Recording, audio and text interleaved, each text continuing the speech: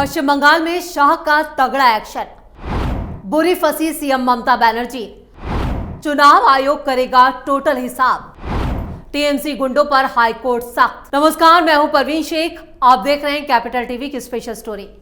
Waste Bengal में जिस तरह से कानून और नियमों की धज्जियां उड़ाई जा रही हैं, उससे साफ है कि वहां तालिबानियों का शासन कायम हो गया है। क्योंकि बंगाल में टीएमसी जिस तरह से उत्पात मचा रही है, उससे वहां की कानून व्यवस्था पर सवाल खड़ा होना लाजमी है। हर तरफ से डराने, धमकाने और महिलाओं के साथ अत्याचार की खबरें तो आम सी हो गई हैं। चुनावों में धांधली को लेकर बंगाल पूरी दुनिया में खासा मशहूर हो चुका है। ऐसा लगता है कि पश्चिम बंगाल में लोकतंत्र को पूरी तरह से तिलांजलि दे दी गई है।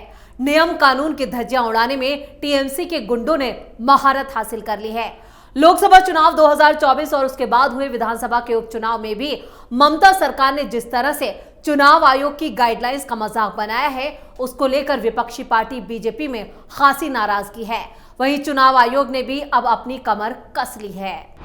लोकसभा चुनाव में लूटी गई ईवीएम। लोकसभा चुनाव 2024 के 7वें चरण की वोटिंग के दौरान जमकर बवाल मचा था। इस बीच पश्चिम बंगाल से लगातार हंगामे की खबरें आती रही। दक्षिण 24 परगना में गुस्साई भीड़ ने ईवीएम और वीवीपैट मशीन को पानी में फेंक दिया था। आखिरी चरण में पश्चिम बंगाल की 9 सीटों पर वोट डाले गए थे। 7वें चरण की वोटिंग शुरू होने के कुछ देर बाद ही खबर आई थी कि पश्चिम बंगाल के दक्षिण 24 परगना के कुलताई में बूथ संख्या 40 और 41 पर भीड़ ने कथित तौर पर ईवीएम और वीवीपैट मशीन को पानी में फेंक दिया है। खबरों की माने तो बूथ कैप्चरिंग के लिए पहुंचे टीएमसी के समर्थकों ने आम लोगों को वोट डालने से रोक दिया। लोगों को धमकाया गया, जिससे भीड़ बेकाबू हो गई और आपे से बाहर हुई भीड़ ने ईवीएम को तालाब में फेंक दिया। ये तो सिर्फ 2 बूथ कैप्चर्स की कहानी है। ऐसा तो पश्चिम बंगाल के कई हिस्सों में हो चुका है। न सिर्फ लोकसभा चुनाव 2024 में ऐसा हुआ, बल्कि पश्चिम बंगाल विधानसभा चुनाव के उपचुनाव में भी ऐसा ही हुआ। चुनावों के दौरान लाखों हिंदू वोटर्स को वोट तक नहीं डालने दिया गया। हिंदू वोटर्स को खुलेआम टीएमसी समर्थकों ने धमकियां दी, जिससे डर कर मारे ये लोग वोट तक डालने नहीं गए। बंगाल के हालात देखकर तो यही कहा जा सकता है कि अंधेर नगरी चौपट राजा। लेकिन अब इसको लेकर बीजेपी ने नई मुहिम छेड़ दी है, जिससे ममता सरकार की दिक्कतें बढ़ सकती हैं। शुभेंदु अधिकारी ने लॉन्च किया पोर्टल, जो वोट नहीं डाल सके वो कर सकेंगे रजिस्ट्रेशन। पश्चिम बंगाल में अब बीजेपी ने अपने दम पर बड़ा कदम उठाया है। टीएमसी के गुंडों पर नकेल कसने के लिए बीजेपी ने एक वेब पोर्टल लॉन्च किया है। इस पोर्टल के जरिए बीजेपी ममता सरकार के तालिबानी शासन की पोल खोलेगी। पश्चिम बंगाल बीजेपी के सीनियर नेता शुभेंदु अधिकारी ने ये पोर्टल लॉन्च किया और इस पोर्टल में वो लोग शिकायत दर्ज कर पाएंगे जिन्होंने आरोप लगाया कि वो लोकसभा चुनाव और उपचुनाव के दौरान अपना वोट नहीं डाल सके। शुभेंदु अधिकारी का दावा है कि उपचुनाव के दौरान हजारों लोग अपना वोट नहीं डाल सके थे। शुभेंदु अधिकारी ने यह भी दावा किया कि लोकसभा चुनाव के दौरान लाखों हिंदुओं को वोट नहीं डालने दिया गया। अधिकारी के इस दावे पर टीएमसी ने भी पलटवार किया है। शुभेंदु अधिकारी के खुलासे से मचा हड़कंप। शुभेंदु अधिकारी ने सोशल मीडिया पर साझा एक पोस्ट में लिखा है कि जैसा कि मैंने वादा किया था, मैंने एक पोर्टल लॉन्च किया है जहां वो मतदाता अपने आप को रजिस्ट्रेशन कर सकेंगे जिन्हें 2024 के लोकसभा चुनाव के दौरान और हालिया उपचुनाव के दौरान वोट नहीं डालने दिया गया। जिसे भी वोट देने नहीं दिया गया वो खुद को इस पोर्टल पर पंजीकृत कर सकता है और उनकी गोपनीयता का पूरा ध्यान रखा जाएगा। शुभेंदु अधिकारी ने बताया कि इस पोर्टल का लिंक avdemocracyweb.com है। शुभेंदु अधिकारी ने राजभवन के बाहर भी इस मुद्दे पर चुनाव के बाद हिंसा के पीड़ितों के साथ विरोध प्रदर्शन करने का ऐलान किया। इस दौरान वो लोग भी मौजूद रहेंगे जिन्होंने लोकसभा चुनाव और उपचुनाव में वोट डालने उन्हें नहीं दिया गया था।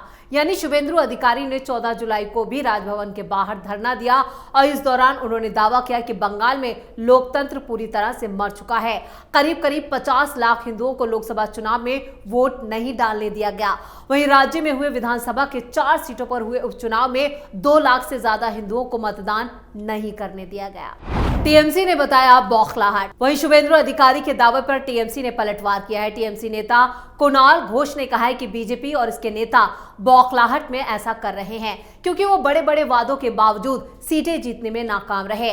घोष ने कहा है कि अधिकारी इस बात से बौखलाए हुए हैं कि बंगाल की जनता उन्हें बार बार नकार रही है। उन्हें सच्चाई का सामना करना चाहिए। बंगाल में लोकसभा चुनाव में बीजेपी को सिर्फ 12 सीटों पर जीत मिली थी, वहीं हालिया उपचुनाव में बीजेपी 4 सीटों पर हार गई। अब टीएमसी को यह डर सता रहा है कि बीजेपी की इस मुहिम से वो फंस सकती है, तो इसे शुभेंदु अधिकारी की बौखलाहट बता रही है। वहीं बीजेपी का दावा है कि इस वोट पैटर्न से दुनिया के सामने सीएम ममता बनर्जी की असली हकीकत आ पाएगी। उन्होंने बंगाल में किस तरह से तालिबानी शासन स्थापित कर रखा है, ये पूरी दुनिया को पता चल जाएगा। पश्चिम बंगाल बन गया मिनी पाकिस्तान। 4 जून को लोकसभा चुनाव के नतीजे घोषित हुए थे। इन नतीजों से सबसे ज्यादा हैरान बीजेपी थी, जिसे बंगाल में सिर्फ 12 सीटों पर जीत मिली, जबकि टीएमसी ने 29 सीटों पर कब्जा किया और 1 सीट पर कांग्रेस ने जीत हासिल की। लेकिन बंगाल चुनाव में जबरदस्त धांधली और गड़बड़ियां हुई हैं, इससे कोई इनकार नहीं कर सकता। चुनाव आयोग की सख्ती के बाद भी वहां टीएमसी के कार्यकर्ता 8 चरणों में हुए बंगाल चुनाव के दौरान हिंसक तांडव करते नजर आए। इन गुंडों ने हिंदू वोटर्स को घर से बाहर नहीं निकलने दिया। इस बात की तस्दीक बीजेपी की फैक्ट फाइंडिंग कमेटी भी करती है। पश्चिम बंगाल में राजनीतिक हिंसा खूब चर्चा में रही। दरअसल 28 जून को हिंसा की जांच के लिए गठित फैक्ट फाइंडिंग कमेटी ने अपनी जो रिपोर्ट थी वो जेपी नड्डा को सौंपी थी। इस रिपोर्ट में कहा गया था कि ममता बनर्जी के शासन में पश्चिम बंगाल अब मिनी पाकिस्तान बन गया है। खासतौर पर बीजेपी समर्थकों के साथ राष्ट्र विरोधी तत्व के रूप में व्यवहार किया जा रहा है। बीजेपी की तरफ से जारी बंगाल में हुई हिंसा रिपोर्ट पर इसका खासतौर से जिक्र किया गया है। बीजेपी के राष्ट्रीय अध्यक्ष जेपी नड्डा ने पश्चिम बंगाल में चुनाव के बाद हिंसा की जांच के लिए 4 सदस्यीय फैक्ट फाइंडिंग कमेटी बनाई थी। 4 सदस्यीय कमेटी ने 28 जून को दिल्ली में बीजेपी राष्ट्रीय अध्यक्ष को अपनी रिपोर्ट सौंपी थी। दरअसल बीते दिनों बीजेपी ने फैसला किया था कि वो अब राजनीतिक हिंसा की खुद ही जांच करेगी। बीजेपी अध्यक्ष जेपी नड्डा ने हिंसा की जांच के लिए एक कमेटी बनाई थी और इस कमेटी में पार्टी के कई सीनियर नेताओं को जगह दी गई थी। त्रिपुरा के पूर्व मुख्यमंत्री और सांसद बिप्लब देव के संयोजन में ये टीम पश्चिम बंगाल भेजी गई थी। रविशंकर प्रसाद, बृजलाल और कविता पाटीदार भी इस कमेटी के हिस्सा थे। दरअसल पिछले कुछ सालों में पश्चिम बंगाल में जबरदस्त हिंसा देखने को मिली है। पंचायत चुनाव से लेकर लोकसभा चुनाव तक हर छोटे बड़े चुनाव में मुख्यमंत्री ममता बनर्जी के नेतृत्व वाली तृणमूल कांग्रेस और बीजेपी के बीच टकराव होता आया है। चुनाव के दौरान आए दिन बीजेपी और टीएमसी कार्यकर्ताओं के बीच झड़प की घटनाएं आम हो गई हैं। बंगाल में पिछले 1 साल के भीतर दर्जनों बीजेपी और टीएमसी वर्कर्स की जान जा चुकी है। बीजेपी इसके लिए ममता सरकार को जिम्मेदार मानती है। बीजेपी ने आरोप लगाया कि इस बार पूरे देश में लोकसभा चुनाव शांतिपूर्ण ढंग से संपन्न किया गया। लोकसभा चुनावों के अलावा 28 राज्यों और 8 केंद्र शासित प्रदेशों में विधानसभा चुनाव हुए। इनमें से कुछ में सत्ता परिवर्तन हो चुका है, लेकिन कहीं कोई हिंसक घटना नहीं हुई, सिर्फ बंगाल में हुआ। लोकसभा चुनाव के बाद राज्य में हुई हिंसा 2021 के विधानसभा चुनाव के बाद हुई हिंसा से भी ज्यादा घातक रही। पश्चिम बंगाल के मुख्यमंत्री ममता बनर्जी मूक दर्शक बनी, सभी कुछ देखती रही, लेकिन उनकी ही पार्टी के उपद्रवी लगातार विपक्षी पार्टी के कार्यकर्ताओं और वोटरों पर हमला करते रहे। इस बीच नेता प्रतिपक्ष शुभेंदु अधिकारी के नेतृत्व में हिंसा पीड़ितों ने राज्यपाल सीवी आनंद बोस से मुलाकात की थी और इंसाफ की फरियाद लगाई थी।